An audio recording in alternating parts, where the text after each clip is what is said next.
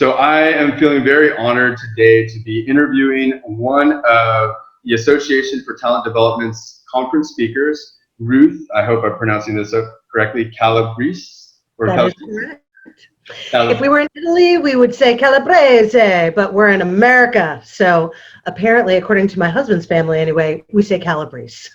Okay, well, I like the Calabrese, and I don't know if this is accurate, but my first thought was your backdrop does look like you could be in Italy. Is that? I wish I was. I think we all wish, well, except for that time a few months ago when things were not so great there. I think we all wish we could be in Italy right now. Yeah, or like where it looks like you are looks really fun. So that's really cool, and I'm already enjoying this interview before it even starts. So Ruth, we've spoken a little bit, and I've really enjoyed just learning about some of your professional background and how it looks like you've really branched off to working with Texas A&M, MD Anderson, but you started working at a company for a while. So before we kind of get into the conference speech, I'd love to just let's have listeners learn a little bit more about who Ruth is. I'd like to hear about that professionally speaking. Okay, great. Thanks Yeah. for asking, Scott. So I have my own executive coaching and leadership development consulting firm.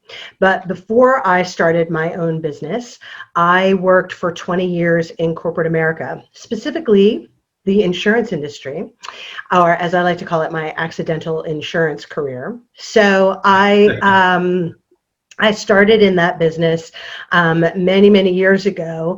And one of the primary things that we do in the insurance industry is we negotiate. We negotiate contracts, fairly complicated contracts, fairly complicated business relationships to the extent that there are typically multi-party negotiations.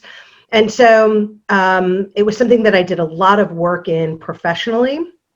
Once I became a coach and I was focusing on leadership development competencies, I had clients talking to me quite often about their need ultimately to develop better communication skills, really develop more opportunities to be assertive. And so in addition now to focusing on executive coaching and a number of other kind of trainings and workshops that I do in the leadership development space, I also focus a lot on negotiation skills as well.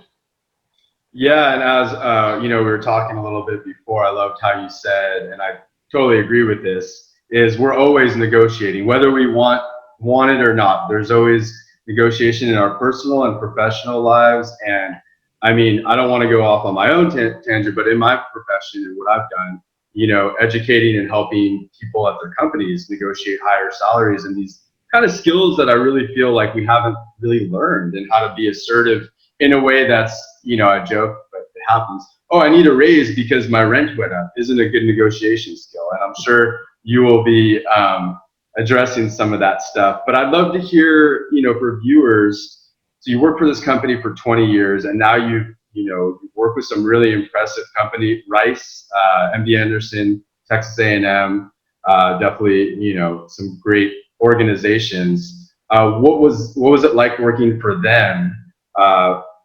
Versus working for AIG? How did that transition you into your business? Maybe is where I want to go with that. I think one of the things that I bring to the table that a lot of people appreciate is, while I am a coach and I do a lot of work on organizational development and other components that fit well within the coaching space, positive psychology, not a psychologist, not suggesting that I do any of that type of work, but those types of disciplines, work very well in the coaching space. That being said, a lot of coaches who coach in the executive space might not have the depth and breadth of the corporate experience that I do. So I find that my clients really appreciate having conversations with me about either their challenges rising up through the ranks in corporate America, or if they're at the top of their game right now and they're facing a challenge, or they're not exactly sure what the next step looks like. there's a lot of appreciation that I kind of bring this corporate background with me to the Yeah. team.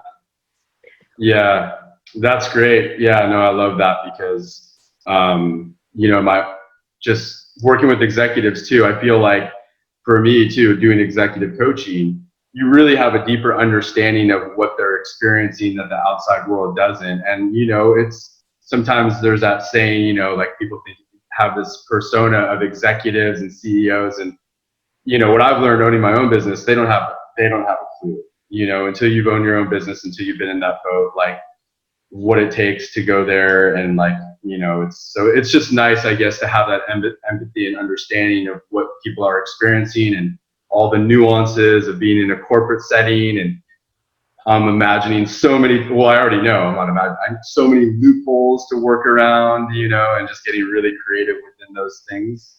And you're right, there's always negotiation no matter where we are in life. And we're dealing with it right now on such a grander scale, right? What is the actual title of your speech going to be for the conference? It is negotiation skills for collaboration and leadership. And as I was, what does that mean a little bit more in depth? Like, that's a little bit more general. What does that mean more specifically? So, exactly like you said, love it or hate it, we negotiate every day. And, in the context of this workshop, and based on, who I understand the attendees to be, we are talking about people who are working in the talent development space, who are going to be in positions where they're helping other people negotiate their way through their careers, or they are negotiating specifically with them on next steps that they want them to take, whether they agree or not. So, there's a little bit of negotiation that you can help facilitate for others, or that you might actually be having yourself continuously within your role.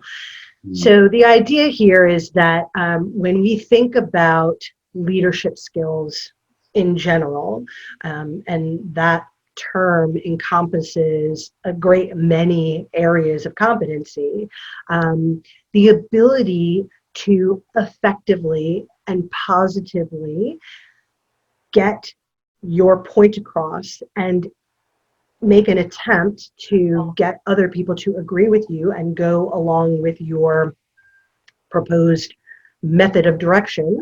Again, whether that's asking for a raise, whether that's, trying to get your kid out the door on time to Right, not, yeah. whatever it might be, those are fundamental competencies that are really embedded in both kind of neuroscience, as well as communication styles, as well as the power of positive influence. So negotiation skills, a lot of people tend to try to avoid it if they don't like to negotiate, because it feels kind of yucky to them. But I could have just as easily called this talk communication skills. I knew you were going to say that. Yeah. It's just the type of communication, and it's one that we really need to be skilled at if we want to get what we should get out of our lives. Yeah, and I love that so much, Ruth. And I could go a bunch of different ways with that, but like I'll go one is the thing that I love about that, and hopefully listeners that are also passionate about all these things and probably work in our industry is, sometimes we just got to address what is as it is. Like, look, like you said, we negotiate. We're always selling ourselves, whether we want to or not. So why deny it if we don't like the term? And so sometimes it is easier to digest. And I think this is part of negotiation. If you think of it a different way, like you said, this is just a style of communication. And, just like, in marketing and stuff, people make this marketing out to be a certain way. And there's sometimes like, oh, it's bad or it's whatever. They're just trying to get me to buy something. They're like, well, yeah, it's a business, And so if you could get people to laugh, to smile, whatever it is, like there's also altruistic things within that. but why deny what, the reality? So it's like, don't like make this thing an evil thing. That's a real thing in life. We all have expenses and needs, and like even negotiating your kids to eat vegetables, right? That's and a negotiation. And so one thing I did love, maybe we could touch on a little bit in your bio. You talked a little bit about humor and employee engagement and talent development, and I'd love to hear more because that's something that I'm big on in my own, profession, is really using humor as an appropriate tool to help with negotiation and just make things a little easier, because you could tell someone to do something or your kids to eat vegetables and they're like, no. And you go, no. But if you could find maybe a creative way or a way that you guys could laugh about it, even if it's, I've learned like a stupid policy, right? Hey, you guys have to do this because we need this compliance, right? You could say that, or you could just be like, look, I know this is the dumb, the stupidest thing ever. It doesn't make any sense, but like this is how we're gonna do it, and how can we work together to make this happen? So like you could have a little laughter in between. It just, I feel like it sets the stage, and I hope I didn't take over the answer for you, but I'm really passionate about it. And I'm glad I made you laugh with the question. So please share your perspective, because you will be speaking it up. I mean, my style just naturally gravitates towards the use of humor. I don't know how to stand up in front of people for an hour or even through a virtual space like this and, be all serious all the time. I mean, it is a delicate balance that we have to use, and it's really an emotional intelligence skill, this ability to have social skill and kind of read the room. There are some rooms that I've walked into, they're all very senior executives and they're dealing with a very difficult problem. And me cracking jokes left and right is not going to be, taken right well. But when I can connect with my audience through the use of humor, I primarily do that, one, because it's fun and it's the way I enjoy to communicate, but two, if you can make people laugh, if you put them at ease, particularly if you're talking about a subject they don't feel particularly comfortable with in the beginning, it helps open up their mind. And again, this is neuroscience. Like, I'm not making this up. We know that when people are put into the right frame of mind to learn and to take away some key concepts, and if we can create that right environment with the use of humor, then we know that they get much more value out of the time, right? I feel, and I'm always very cognizant of being respectful for other people's time. You've come here today to hear me talk. My commitment to you is I'm going to make it worthwhile. And let's laugh a little bit while we're doing it. Yeah, and I love what you said, Ruth, about what I got out of a lot of your share too, was you're being authentic too in your negotiation style and your presentation. And I'm the same way. I mean, I think I could even, as I'm listening, even build in laughter more into my interactions, because I think somewhere down the line, maybe we all get a little too serious when it comes to professional stuff, right? Or maybe personal. But I want to touch on, what you said about like what I got as your authentic negotiating style. And I imagine, well, I know not everyone's like you, and I'm sure you deal with tons of different personalities. Is that something that you touch on, is like setting up your negotiation skills to make it more authentic for that person? Does that make sense? It does make sense. Yeah. So I'm going to answer that in two ways. One of the things that we will talk about in the workshop is we will talk about there are 5 known negotiation styles out there. And you, because of whoever you are, you're going to have 1 or 2 that you're going to just naturally gravitate towards. It fits well with your personality, right, or your past experiences. You may have a belief that they've been the styles that have been most effective for you to be successful at the negotiation table. So the key thing is that when we learn that there are actually more than just the ones that we're using, that there are other ones, and that there are times when they're great to use in negotiation, and there are times when they are not good to use in negotiation. Um, it's an important bit of learning to take away that I might be kind of using what we call like the peanut butter style or the mayonnaise style, where I just smear my same style over every single conversation, when in fact it should be a little bit more nuanced. Yeah. The second bit about that I would just say is that we all require the ownership of our power at the negotiation table if we're going to be successful. Mm. And to whatever degree you're comfortable with negotiating, that's going to have a very direct impact on the level of comfort or power you're going to believe that you have. So there are styles, and then there's comfort with power. My hope is that when I train on negotiation skills, which I've done to hundreds of people all over the world, is that I'm going to help them recapture a little bit of their lost power, if that's been happening for them, and teach them how to do it in a style that feels most natural to them, but also gives them access to multiple other styles that they can use when the situation warrants. And so I love what you said, Ruth, and I'm going to use just an example that I hope is going to also help connect the value of what you're saying for listeners in my own professional experience in business. So one of the things that I got popular for was creating a workshop called the 4 Forms of Networking for job searching. And it was kind of like felt common sense to me. But like I knew that there wasn't just like networking wasn't just like going to like a networking mixer.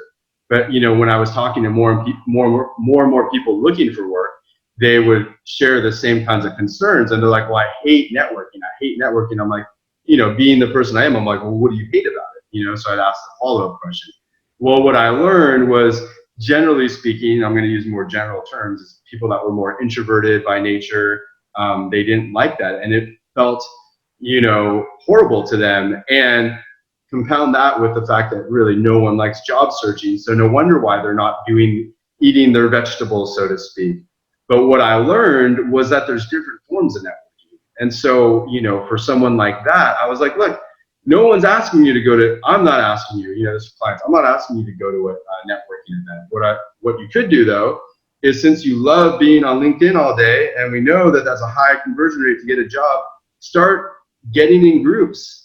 Because I'm like, for me, let's say Doug, I hate that. It's straining for me. I might do like a little bit of that, but I hate it. I don't want to be on social media all day going back and forth in some conversation. You love that, so do it, you know. And so it, like, you know, every time it would open up people's eyes to see that there's not just one form of networking, in your case one form of negotiation, and that becomes really empowering unto itself, because that person's strength is more of my weakness. And that's what I think is the great equalizer, right? And then what I've learned over the years is that like I have a little bit of all of them. And it's just, again, like a lot of EQ things. It's like, well, when is this appropriate? When is it not? And also just that it's like anything, it's like an evolving balancing act. So it's like, yes, I may need to spend some time doing stuff on LinkedIn, but it might only be 2 hours a week. You know, whereas like I focus the primary thing on networking these other 2 ways that feel a lot better for me and have yielded a lot better results. So it's like keeping that in mind, that, you know, what feels most empowering, what feels most energizing and natural, and understanding that we all have maybe a little bit of these other things would be what I imagine would be really helpful for your audience. Mm-hmm. So I hope that was helpful. That was my intention. And I guess the last question I have for you is, I mean, looking over you, and please correct me if I miss anything, but you worked for this corporation for 20 years, and then I'm looking at your LinkedIn profile, right? I'm like, MD Anderson, Texas A&M, Rice University, like a specialized department. I'm like, this lady's crushing it, you know, and you've had your own business. And so I'm like, you know, what is so special about Ruth other than that amazing backdrop and wonderful smile and persona? But you know, what's going to make, I guess I'm like wondering, like, well, what did these organizations see in you, and what do you think your speech is going to I guess, be, what's the flavor, the seasoning that's going to make this so special for people? Oh, there's a lot to unpack in that question. Where to I know. start? Um, so, there's a wonderful saying. For many years, I thought it was attributed to Yogi Berra, but of all the wonderful things he said, alas, this isn't his saying. But I would certainly start by attributing, my opportunity to work with some wonderful organizations to the harder I work, the luckier I get. so, so there's definitely an element of hard work in this. I think that, I work very intentionally and strategically to continue my own learning journey, which has then put me in the path of other people who are looking to learn and to grow, whether personally or professionally or with their business. And all of that helps me, like you said earlier, develop this network, because I get 90% of what I do comes from referrals. Other people That's who are amazing. willing to be my brand champion. The other 10% comes from speaking opportunities, which the pandemic really did a great job of kind of, killing that for a while. But I'm glad to be back. Yeah. But I think one of the reasons why speaking is very helpful for me is that people get to see a little bit of my personality. This is this is what you're going to get. You're welcome. But I think they'll also notice that, I'm pretty knowledgeable and very passionate about my subjects.